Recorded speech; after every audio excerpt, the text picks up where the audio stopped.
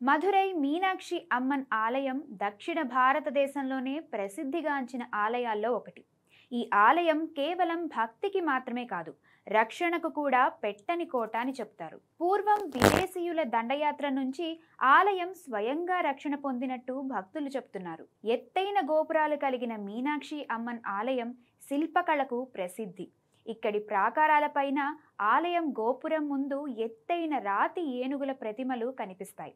ఈ రాతి ఏనుగులకు ఓ పెద్ద చరిత్ర ఉంది. ముష్కరుల దాడి నుంచి ఈ రాతి ఏనుగులు ఆలయాన్ని రక్షించినట్టుగా చెప్తారు.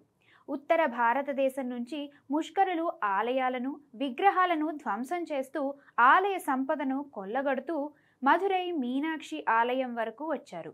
అయితే ఆలయంలోని రాతి ఏనుగులు ముష్కరులపై దాడి చేసి వారిని తరిమికొట్టి ఆలయాన్ని రక్షించినట్టుగా భక్తులు ఇప్పటికీ కథలుగా చెప్పుకుంటారు.